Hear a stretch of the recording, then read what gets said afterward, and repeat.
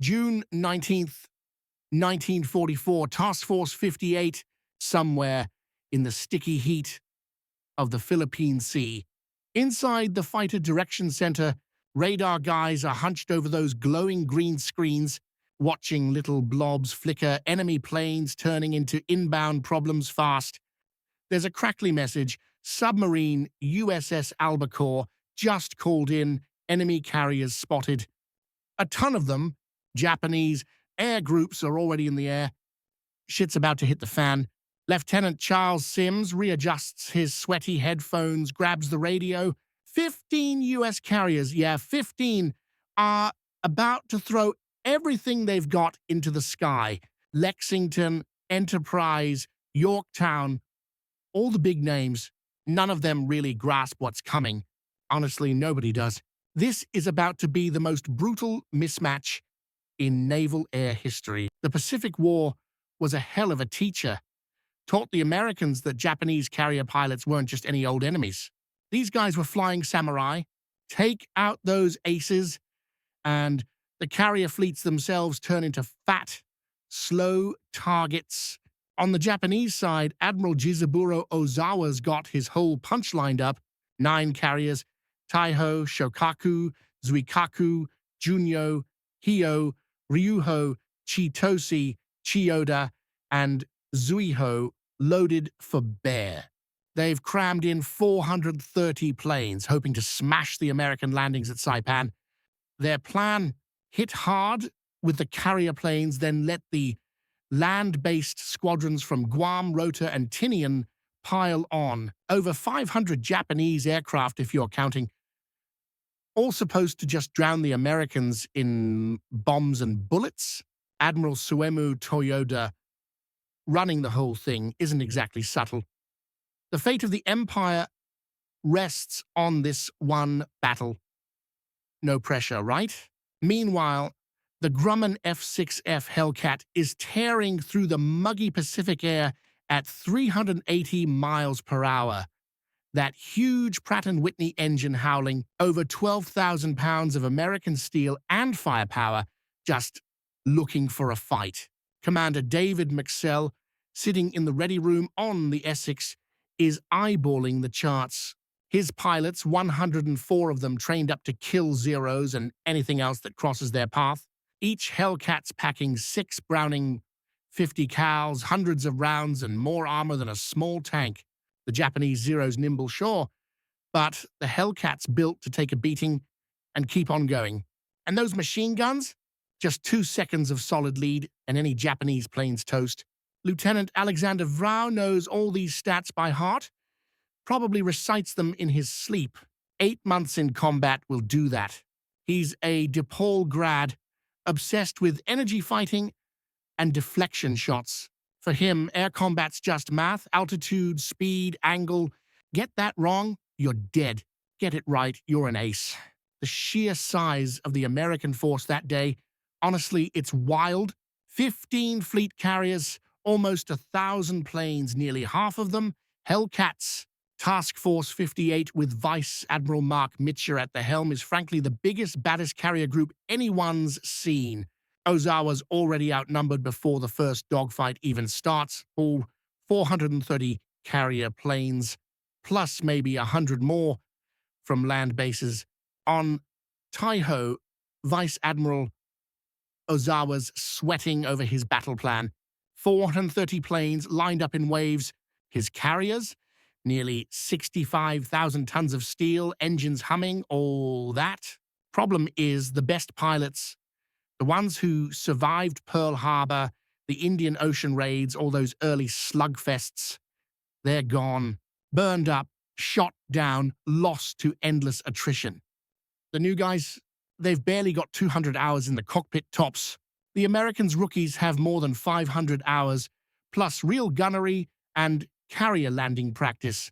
Some Japanese pilots haven't even fired their guns in anger before. A lot have landed on a carrier like maybe 10 times. Navigation training? Basically, follow the leader and hope he knows where he's going. The American fleet's got a whole defensive fortress thing going. Destroyers circling the outside, Battleships in the middle, carriers in the safest spot they can find. Every ship's got radar, SK, SC, you name it, constantly sweeping for incoming threats. The fighter direction teams are working up a sweat in their cool, air-conditioned rooms, pushing markers around big plotting boards, keeping tabs on every bogey within 150 miles. Radar operator James Peterson has been doing this for over a year, eyes glued to the scope as the biggest air battle in naval history starts to build. Peterson's fingers flew over the radar panel, pure muscle memory at this point. He nudged the gain, fiddled with the sweep. The screen looked almost too clean, barely a blip of sea clutter. Weather couldn't ask for better. Crystal skies, nothing mucking up the scope. No rain, no haze, just perfect radar conditions. Then, at exactly 10:00 on June 19th, Peterson's radar basically exploded with targets. Bang! Contacts everywhere. Range 150 miles. Bearing 260 degrees. Altitude around 20,000 feet, so definitely not birds. He slammed the general quarters alarm, grabbed the intercom. Bridge! Radar! Big raid. Bearing 260, 150 miles out. Angels 20.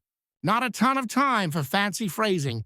Meanwhile, on Ozawa's flagship, their attack guy had already kicked things off. First wave launched at 8:30, 69 planes, 16 Zero fighters, 45 dive bombers, 8 torpedo bombers. It took them 23 minutes just to get from the deck up into formation, and then they had a 90-minute flight ahead cruising at 180 knots. Gotta save gas for the trip home, right? Back on the American side, fighter director Lieutenant Joseph Edgar was already scribbling intercept vectors like a madman. Enemy speed 180 knots. Course 080, headed straight for Task Force 58. If they scrambled the Hellcats now, they'd have about 35 minutes to cut them off. It all hinged on tight math and not running out of fuel at the worst possible moment. Admiral Mark Mitchell didn't mess around. Launch every fighter now. Vector 260. Climb to Angels 25. By 10:23, the first Hellcat rocketed off the deck. In less than 15 minutes, 140 F6Fs filled the sky, all gunning for altitude. Every single pilot had the same drill pounded into their skull. Know your enemy's planes. Stick to the tactics. Always get the height advantage. The Hellcats climbed like demons, 3,000 feet per minute, engines roaring. Leading the charge from USS Essex was Lieutenant Commander Charles Brewer, 6 T-15 fighters, 4 plane teams, punching through 20,000 feet just as the radar guys barked out, "Bogeys!" 24,000 feet, 30 miles and closing, and then tally-ho bandits 2 o'clock high. The sky just detonated. Contrails twisting everywhere, Hellcats diving headlong into the Japanese formation. Brewer's first burst sent a Zero spinning down in flames. His wingman nailed a dive bomber with some wild deflection shot, took the right wing clean off. In barely a minute and a half, 8 Japanese planes were dropping like stones. Those Hellcat 50 cals brutal. All 6 guns converged at 300 yards, 2-second burst, 170 rounds, 6-foot kill zone. Japanese planes, no armor, no self-sealing tanks, just got shredded. Lieutenant Stanley Swedes from USS Yorktown summed it up. They came in perfect formation, like they were on parade. We hit 'em from above and behind. It was like shooting clay pigeons. Didn't even try to dodge. By 11:30, the first wave was toast. 42 Japanese planes destroyed, 27 limped home, all shot up. Only 12 even got close to attack positions, and 7 of those got smoked by battleship AA fire. The new proximity-fused shells, top secret, super nasty, didn't have to score a direct hit, just got close and boom, shrapnel everywhere. Then, at 11:07, radar pinged the second wave. 128 more enemy planes launched from Junyo, Hyo, and Ryuho at 9 for Jujainwa sharp. 53 duty dive bombers, 27 Zeros, 48 torpedo bombers. Leading this pack was Lieutenant Commander Kazuo Takahashi, a real survivor, 18 missions under his belt, including Coral Sea and Eastern Solomons. The American fighter directors vectored more fresh KP fighters to intercept 60 miles out. The Hellcats had altitude again, 28,000 feet to the Japanese, 19,000. Huge energy advantage. Basically, they owned the fight before it started. Lieutenant Alexander Vraciu's division scrambled to meet the second wave, but his Hellcat immediately started acting up. Supercharger stuck in low gear. He couldn't break 300 mph. Climb rate was a joke. By the time he clawed up to fighting altitude, his squadron was already mixing it up with the enemy, but Vraciu finally spotted the Japanese formation below, at least 50 Judies lined up all pretty, sitting ducks. Even with his busted Hellcat, he dove right in from above. First target, kaboom, bomb load went off, giant fireball. Pulled up, rolled, dove again. Second bomber, tail sheared, clean off by 50 cals. Third kill, he caught one crossing in front. Quick burst, fuel tanks lit up. The fourth guy never saw it coming. Vraciu dropped in from the blind spot, walked his tracers right up the fuselage. Plane just disintegrated. All chaos, all at once. That's how air combat went. For his fifth kill, Vraciu chased this Judy down low, almost skimming the water. The Judy's pilot tried to slink away, but Vraciu had other idea. Even with his engine-dropping revs, he closed in, got right up close and let loose. The Judy just cartwheeled into the ocean. Gone, just like that.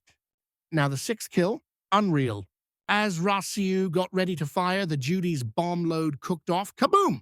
From all the burning fuel, the whole thing just turned into a massive fireball, and Vraciu actually flew straight through it like some kind of action hero. 6 dive bombers, 8 minutes, only 360 rounds fired. The ordnance guys later did the math, less than 5 seconds of actual trigger time. Wild. When Vraciu landed back on the Lexington, he held up 6 fingers for the bridge crew.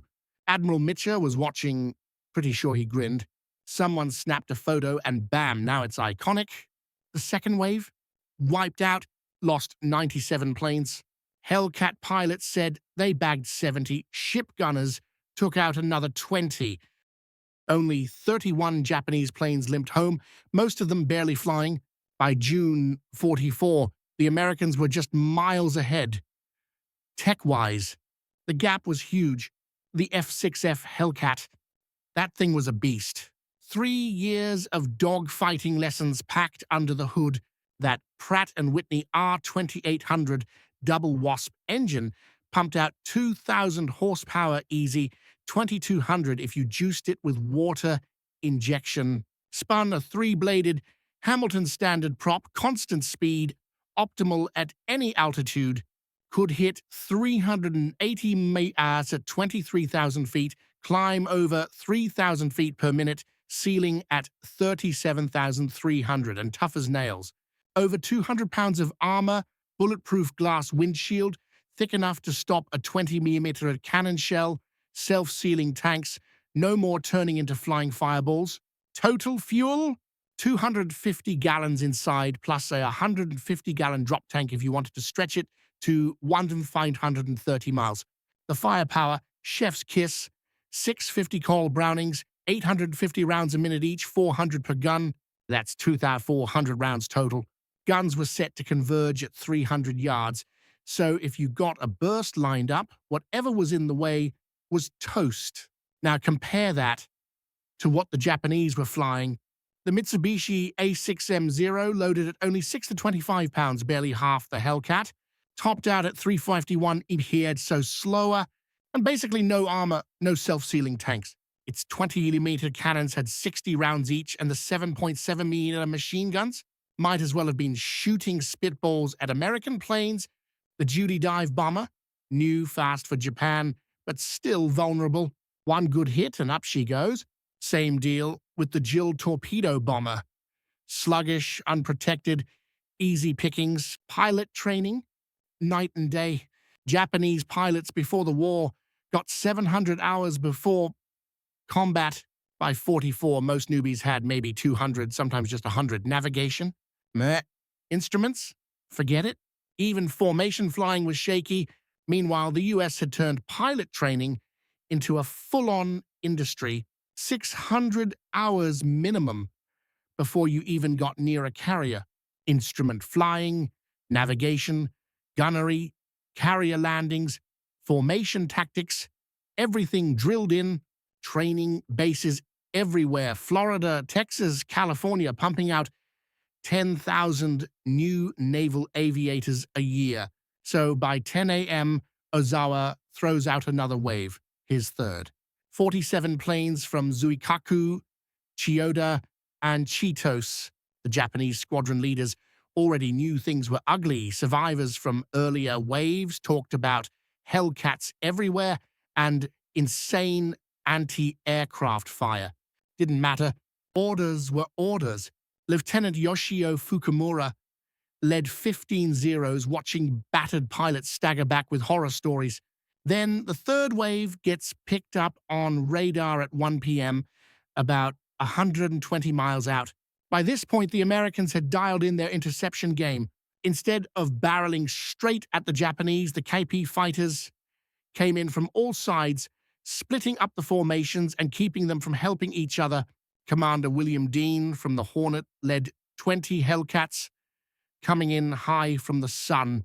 The Japanese fighter cover up above never saw them coming until tracers ripped through the air. Dean's first pass, 3 Zeros gone in 15 seconds. His wingman bagged 2 more, all in that same dive. With the escort fighters out of the way, the Hellcats dove on the bombers, ruthless. Lieutenant James Shirley from the Bunker Hill summed it up best. They just sat there in formation while we shot them to pieces. No evasive action, no defensive tactics. They flew straight and level while we made pass after pass. It was like a turkey shoot, if turkeys exploded. Enan Wilbur Spider flying his first combat mission off the Hornet. Man, talk about a hell of a debut. So he gets up there right into the chaos of what's left of the third wave. And in his own words, I couldn't believe they just flew straight and level while I shot them down. I mean, imagine that, sitting behind your guns, racking up kills, and the enemy just doesn't even try to juke or dodge. After his third one exploded, he says he actually started to feel sorry for them. Then he remembered Pearl Harbor and, well, the sympathy went out the window. He just kept firing, 6 planes down on his first go. Ace status, just like that. First day on the job. There were 40 Japanese planes in that third wave. Only 7 limped back to their carriers. Not a single one even got close to the American ships. 0. The rest? Toast. So, now it's 11:30, and here comes the fourth wave. The last hurrah. 82 more aircraft from the Japanese carriers. This batch, supposed to be the heavy hitters, the experienced guys they'd been saving for the big punch. But the whole thing falls apart almost immediately. Half the force heads off toward Guam thanks to navigation screw-ups, not even realizing they're flying in the wrong direction. The ones who do make it to the fleet get greeted by a wall, and I mean a wall of American fighters stacked from 10,000 feet up to 30,000. The Americans by this point have got defense down to an art form. Fighters are rotating in and out constantly. Fresh pilots, full ammo, never letting up. Lieutenant Commander Roger May from Fighting Squadron 2 intercepts the fourth wave about 40 miles out. 4 Hellcats against 30 Japanese planes. In 12 minutes, they rip through 17 of them. May himself bags 5. Cool as you like, just picking them off from the back forward. It's straight-up carnage. Wave after wave of Hellcats swapping in, keeping the pressure on. Planes run low on ammo, they nip back to the carrier. Mechanics and ordnance teams spin them around and they're back in the fight before you can blink. The American carriers, they're basically running an assembly line of destruction. Then you got Commander David McCampbell leading Essex's fighters. The guy's a machine. In the morning, he shoots down 5 duty dive bombers on his first sortie. He refuels, reloads, gets back up in the afternoon, and knocks out 2 more zeros over Guam. 7 kills in a single day. He's not just shooting stuff down either. He's moving squadrons around, keeping them fueled and armed, making the whole defense run like clockwork. By 2:30 in the afternoon, the 4th wave doesn't even exist as a group anymore. The survivors, what's left of them, are just scattered, running for their lives, some limping back to the carriers, others bailing out toward Guam. The American fighters chase after them, picking off stragglers all across the ocean, and while the Hellcats are busy turning the sky into a graveyard, American submarines are having a field day below. USS Albacore, with Lieutenant Commander James Blanchard in charge, has been shadowing the Japanese fleet since sunrise. At 9:05, he lets loose 6 torpedoes at Taiho, the Japanese flagship. Only 1 hits, but it's a nasty shot right into the aviation fuel tanks. At first, damage control thinks they've got it handled, but the fumes spread, and at 2:32, Taiho just blows apart. Brand new carrier, gone in 3 months, 1,650 men lost. Meanwhile, USS Kavala, out on her first war patrol. Talk about beginner's luck. Spots Shokaku at 11 a.m. Lieutenant Commander Herman Clare fires 6 torpedoes. 3 hit their mark. Fuel erupts, bombs start popping off, and by 2 p.m., Shokaku, a veteran from Pearl Harbor, Coral Sea, Santa Cruz, is headed for the bottom, taking 172 men with her. So in just 4 hours, the subs have knocked out 2 fleet carriers, 60,000 tons of shipping just vanished. Add all this to the aerial beatdown, and the Japanese Navy's basically bleeding out. By sunset on June 19th, the numbers are insane. Japanese losses, 346 carrier planes, 50 more land-based planes from Guam and Rota, 2 fleet carriers sunk, and over 400 pilots and aircrew dead. Practically their last batch of experienced aviators. The Americans lost 29 planes in combat and accidents, most pilots rescued. Total U.S. dead, 109, counting everything from flak to freak mishaps. The kill ratio, over 15-1, favoring the Americans, and the individual scores, off the charts. Lieutenant Alex Vraciu, 6 kills. Commander McCampbell, 7. Lieutenant William Dean, Ensign Wilbur Webb, 6 on his first run. Behind those numbers, though, there's something heavy. These were mostly 20-somethings kids, really. Wiping out an entire generation of Japanese naval pilots. Lieutenant Junior Grade Charles Stimson from the USS Cat put it plain. It wasn't really combat. And honestly, he wasn't wrong. And it was a slaughter. They just kept coming, wave after wave, and we just kept mowing them down. It honestly felt more like target practice than a real fight. Japanese pilot Saburo Sakai, watching from Uema, later wrote, June 19th, 1944, was it? The death knell for Japanese naval aviation. 2 years spent rebuilding those air groups, training and prepping, wiped out in a single day. The Americans turned the sky into a straight-up abattoir. Guys who made it back talked about Hellcats coming at them from literally every direction. Up, down, behind, no way out. And it wasn't over. June 20th, last call. American scouts found Ozawa's battered fleet about 275 miles west of Task Force 58. Admiral Mitcher had a brutal choice. Launch a long-range strike, knowing his pilots would have to come home in the dark or let the Japanese slip away. At 4:30 p.m., he just said, screw it, launch everything. Out went 216 planes, Hellcats, Dive bombers, torpedo bombers, racing against the dying light. They caught the Japanese just as the sun was dipping. Anti-aircraft fire was wild, desperate. Didn't matter. The Americans sank the carrier Hio and smashed up 2 oilers, plus put the hurt on Zuikaku, Chiyoda, Haruna, and Maya. Japanese air patrol, down to maybe 35 planes, barely a speed bump. Another 65 Japanese planes shot out of the sky before the sunset. Then came the wild part, getting home.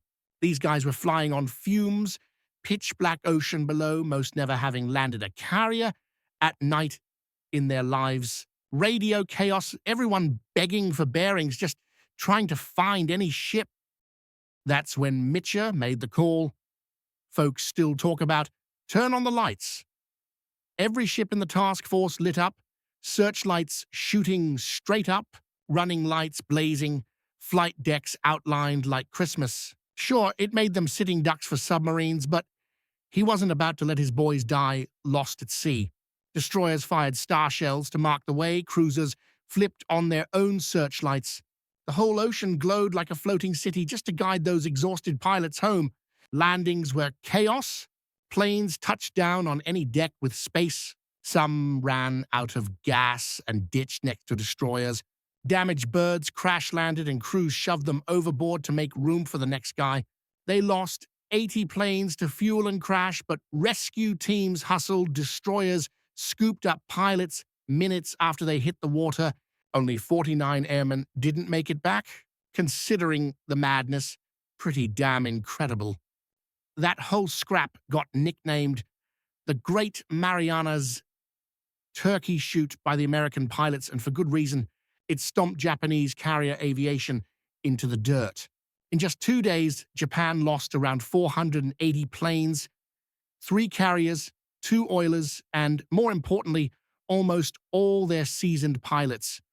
Over 445 aircrew killed, most of their veterans gone. Ozawa's plan was counting on their pilots being at least close to equal, but what they actually ran into was American pilots with better training, flying better planes, with better radar and team coordination.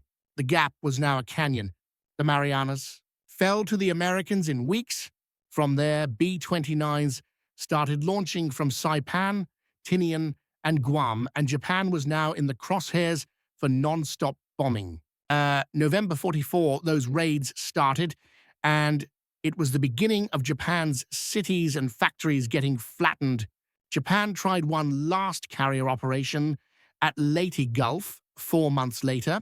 They scraped together 108 planes from 6 carriers. Most got blasted before they could do anything. The carriers themselves, used as bait, empty hulks, a sad joke compared to their old glory. After Leyte Gulf, Japanese carriers never went on the offensive again. That was it. The Hellcat, a beast, pure American industrial power and design. Grumman cranked out over 12,002 F6Fs in just 2 years, sometimes 600 a month. Each plane took 20,000 man-hours, but the assembly lines just kept humming thanks to sticking with a solid design. From 43 to 45, they barely changed it. Meanwhile, Germany and Japan kept tweaking their fighters, chasing tiny improvements, while America just kept churning out what worked. Quantity with good enough quality beat a handful of fancy planes any day. Oh, and radar, huge advantage. The SK Air Search radar could spot a raid 100 miles out, giving the fleet a solid 40 minutes heads up. SM Fighter Direction Radar could pinpoint where and how high the enemy was, perfect for scrambling interceptors right into their path. That's how you win the skies. So here's the wild part. Combat info centers, right? These guys were basically running the original real-time strategy game, mashing radar and radio together to track every blip in the sky, way ahead of their time, honestly. And don't even get me started on the proximity fuse. It was like magic, shells that exploded just by getting close to an enemy plane. No more guessing the height and hoping for the best. Suddenly, Japanese pilots had to bomb from way up high, so yeah, their aim went straight down the drain. Meanwhile, American logistics, an absolute beast. Task Force 58 Service Squadron was out there hustling, chucking around 270,000 gallons of fuel, thousands of gallons of oil, and enough ammo to start a small war every single day. Planes got wrecked? No problem. Fresh ones were literally launched from escort carriers mid-battle, and if your bird limped home full of holes, maintenance crews would pull an all-nighter and have it ready to go by sunrise. But look, all that gear and training only got them so far. It was the pilots who did the heavy lifting. Their stories are nuts. Like Lieutenant J.G. Milton Curthers from the Bunker Hill. Dude bagged 5 kills even though a Japanese gunner trashed his hydraulics. He had to crank his landing gear down by hand while steering with his knees, then stuck the landing. His plane looked like Swiss cheese. 47 holes if you're counting. Or Ensign Robert Duncan from the Princeton. He got separated, ended up in a one-man dogfight against a dozen enemy bombers, blew up 4 with his guns, ran out of ammo, then bullied a 5th into crashing just by flying at it. That's 5 kills, no bullets left. Absolute madman. Then there's Lieutenant Commander George Duncan, no relation, leading a tiny group from the Monterey. 4 Hellcats against 40 Japanese planes, 10-1 odds. 8 minutes later, 19 enemy planes gone, 6 of those Duncans. His wingman, John Strain, racked up 5 more. These guys weren't just hotshots. They had teamwork down to an art, covering each other, bringing home the wounded, never leaving a buddy behind. Meanwhile, Japanese pilots were just scrambling, every man for himself. For the Japanese, June 19th was straight-up hell. Yoshiro Shiramama, one of the 15 survivors from Zuikaku's air group, later said, "We knew we were flying to our deaths when we saw the wall of Hellcats waiting for us. Tracers everywhere, planes popping off like fireworks." He watched 20 of his buddies get smoked in under a minute. Akira Tarui watched his whole squadron get wiped out, Americans coming from all directions, no way to fight back. His gunner died instantly, controls gone the next second. Crash landed in the drink, 6 hours bobbing in the ocean. The old hands knew it was hopeless. Kamachi, a Japanese ace, survived by ditching his bombs and hugging the waves. He said, "The young guys stuck to the book and got slaughtered. The rest of us just ran." The whole thing was a psychological train wreck. Miyazawa made it back to his carrier, plane shot to pieces, and said the Americans were everywhere. Formations fell apart, radios full of screaming. I saw 30 planes burning at once, just total chaos. Admiral Mark Mitcher, guy had guts. When the big raids came, he threw everything he had into the sky, no holding back. And when it came time for his pilots to come home in the dark, he risked lighting up the whole fleet, basically saying, "Come at me, submarines. I'm not leaving my boys out there." His fighter directors were juggling over 450 fighters, moving them like chess pieces, keeping an eye on fuel, ammo, everything.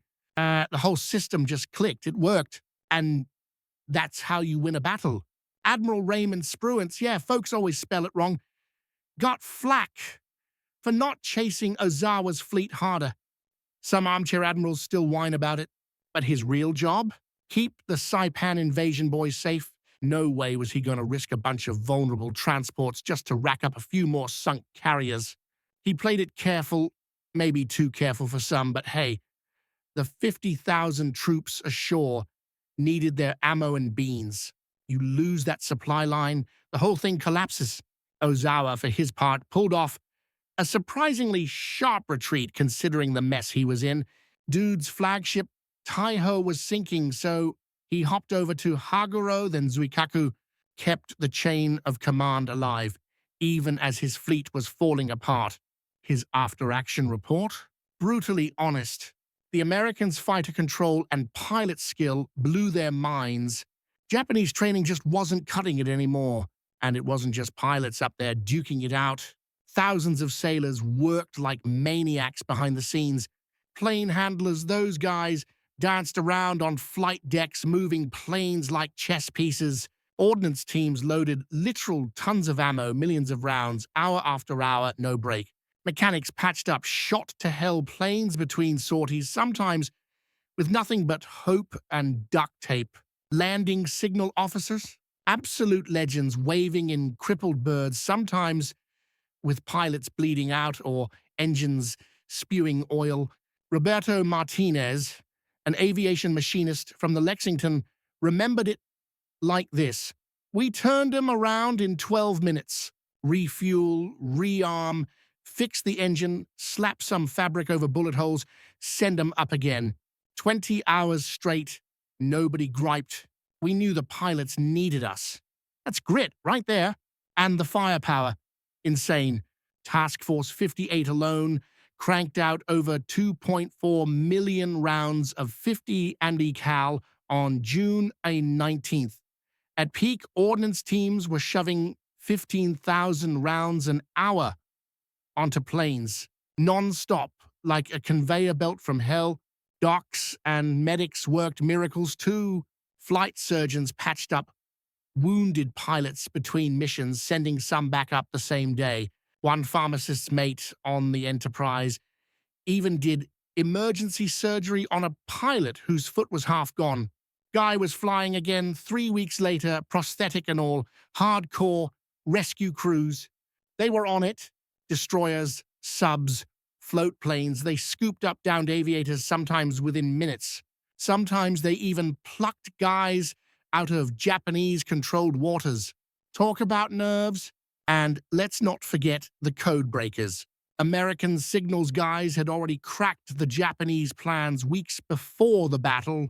They knew where Ozawa was going, what he'd try. The Z-plan docs from Koga's crash back in March 1944, those were gold. Spruance's people basically had the cheat codes. They read Japanese messages in real time, like literally Lieutenant Charles Sims on the Lexington was eavesdropping on enemy pilots as the fight happened. One Japanese squadron leader basically radioed, "This is impossible. They know where we are before we see them. It's not fighting, it's murder." Sims translated that on the spot. Huge morale boost for the Americans, just confirmed what they already guessed. The enemy was getting wrecked.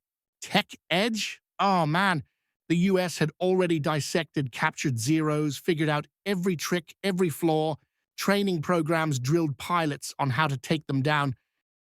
By the time the Marianas Turkey Shoot went down, the gap was a canyon.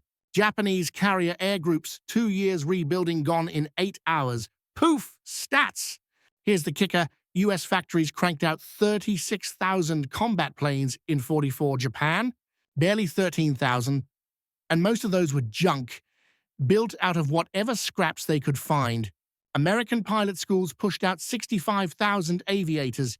Japan managed under 5,000, and most hardly had time to learn which way was up. The tech just kept getting better too. New Corsairs, Bearcats, radars improving every month. Japan couldn't keep up. They never really recovered after that. Honestly, trying to attack American ships once proximity-fused anti-aircraft shells showed up, that was basically suicide. Japan had nothing left in the playbook except those wild kamikaze runs they started pulling about 3 months later at Leyte Gulf. By November 44, B-29s were already flying out of Saipan and Tinian, just burning Japanese cities to the ground, industry, homes, the works. That firebombing raid on Tokyo in March 45 killed more people than either atomic bomb, and the atom bombs themselves took off from Tinian's North Field, which the US snatched because Japanese naval aviation just couldn't stop the invasion no matter how hard they tried, Japan losing all those veteran pilots. That was a death sentence for their Air Force. They even had to yank flight instructors out of the classrooms to fill up combat squadrons, so the newbies barely got trained. By the end, some of these guys had less than 40 hours of flight time before being thrown into combat. Some never even managed to pull off a decent carrier landing. You can't make that up. Meanwhile, the Americans, man, their training system was just on another level. Stuff like deflection shooting, energy fighting, and covering each other's backs. Those tactics worked. The thatch weave and similar moves just ran circles around the solo dogfighting style the Japanese were stuck on. Teamwork beat out lone wolf acrobatics every time. And all that stuff about aircraft design, the Hellcats' focus on armor, firepower, and durability beat the Zero's all-in-on maneuverability design. The war just ate the Zero alive. Agility was nice, sure, but it didn't keep you alive against radar-directed interception and heavy guns. Fighter direction was the big game changer. The Americans could coordinate their defenses, radar would spot incoming raids, and they'd vector fighters right where they needed to be. The Japanese, they were flying in blind, flying straight into kill zones' brutal logistics. That's where the Americans really ran laps around Japan. They could keep launching sorties, patch up planes, swap in new pilots, whatever. No problem. The Japanese couldn't replace their losses, so every battle just hurt them more. Attrition always favors the guy with more factories. And let's be real, training beat guts. US pilots showing up with 600 hours in the cockpit just mopped the floor with Japanese pilots stuck at 200 hours. Didn't matter how brave or desperate you were if you never learned to shoot or fly on instruments. It's just facts. After the war, some of these American aces became legends. Alex Vraciu became a test pilot, tried out jets like the F-8F Bearcat, survived getting shot down and hanging out with Filipino guerrillas for weeks. Guy retired as a commander in '63. David McCampbell ended up in charge of entire carrier air groups, commanded ships, walked away with the Navy's all-time ace record, 34 victories. Medal of Honor, too. A lot of these guys just moved on to fly airliners across the Pacific, the same routes they'd fought to control. For them, flying long distances over water was second nature. The pressure? They'd already been through worse. Japanese vets had a much rougher landing. Some went totally the other way. Buddhist monks looking for some kind of peace after all that trauma. Others got into civilian aviation, trying to build something positive with what they'd learned the hard way. A handful wrote memoirs, gotta respect that, telling the story from the losing side. But the scars? Those stuck around. US pilots talked about nightmares, just endless waves of Japanese planes coming at them. Japanese survivors dreamed of Hellcats everywhere, attacking from all sides. You fight a war like that, it stains your soul. Decades later, some of these guys actually met up at reunions. In 1984, Alex Vraciu met Sadamu Kamachi, one of the few Japanese pilots who survived June 19th. Kamachi told him, "You were doing your duty, as was I. I'm glad we both survived to become friends." They stayed in touch until Kamachi died in 2001. That's something. Today, you can go see those old Hellcats and Zeros in museums like the National Museum of Naval Aviation, Raku's F6F3 covered in victory flags. Walk the decks of the USS Yorktown in Charleston. Check out the old Combat Information Center. Try to imagine what it was like when those directors were steering squadrons into history. The legacy's right there, not just in the numbers, but in the stories and the scars that never really faded. Honestly, it's wild to stand in that radar room, and nothing's changed since 1944, right down to the plotting boards and old comm gear. Feels like the ghosts never left. Out in the Philippine Sea, underwater archaeologists have been busy finding the wrecks from the battle. Shokaku sits at 12,000 feet deep, Frozen in time, flight decks still loaded with planes that never got their shot. Taiho's even deeper, hull ripped open from the blast that ended her. These ships, man, they're war graves now. Untouchable, sacred, just lying out there in the blue. And the story's still not done. Historians keep digging up new stuff. Japanese records turning up details nobody saw coming. Pilot training routines, how they built their planes, all the command chaos. On the flip side, American files are finally getting declassified, and wow, they show just how far ahead the US was in radar, code breaking, and all that. But honestly, it's the old vets' stories that hit hardest. The Veterans History Project has taped hundreds of their interviews, real people, real voices. You get stuff official records never catch. The stink of gas, the roar of Hellcats, the sight of burning planes dropping out of the sky like falling stars. They're not letting these stories fade either. The Naval Aviation Museum's got flight sims where you can climb into a Hellcat cockpit and get a taste of aerial combat. Docs mash up CGI battle scenes with grizzled pilots telling how it really went down. All this stuff is making sure nobody forgets the turkey shoot or how it changed everything. Because, look, that battle wasn't just a big punch-up. It was a tech flex. Radar-guided fighters just shredded the old way of doing things. No more biplane heroics, just systems and smarts. The lessons? They shaped the whole Cold War playbook. Integrated air defense, proximity fuses, stuff we now take for granted in modern missiles and anti-aircraft systems, it all started here. Even the way we direct air traffic goes right back to these radar tracking and vectoring tricks the Navy cooked up. And the Hellcat itself, what a beast. Heavily armored, backup systems everywhere, ejection seats. Every US fighter since owes something to that chunky, deadly plane. Survivability suddenly mattered more than doing fancy loops. But the Marianas Turkey Shoot, it was more than a blowout. It was the day the old rules died. No amount of guts could make up for falling behind in tech, training, or just raw production muscle. Mitchell, the admiral in charge, summed it up. The enemy's carrier aviation has been destroyed. That wasn't just talk.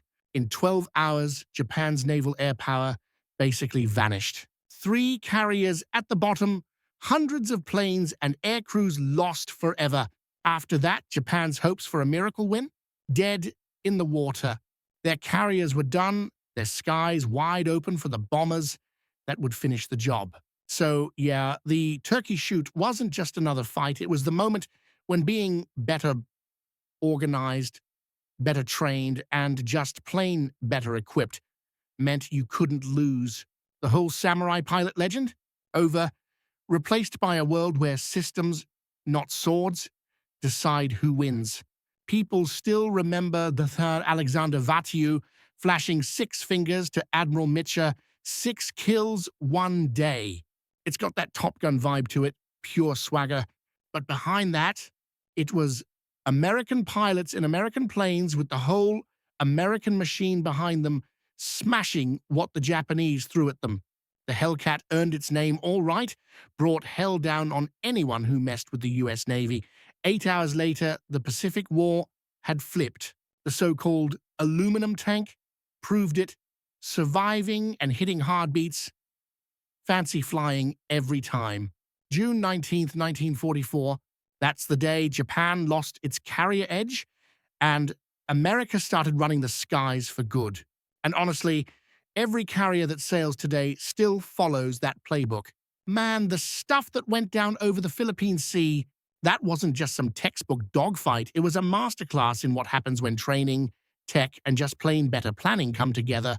Even now, with all our fancy stealth jets and laser-guided whatevers, those lessons still hit hard. The Turkey Shoot wasn't just a nickname, it was basically a massacre in the sky. American naval pilots basically hit their stride that day, just absolutely dominating, while Japanese carrier aviation got shredded in one sweaty, sun-blasted day out there. You could pretty much see the writing on the wall for the Pacific War. Japan's whole Empire of the Rising Sun thing, yeah, that got snuffed out by American air power, and after that, the road to Tokyo Bay was wide open.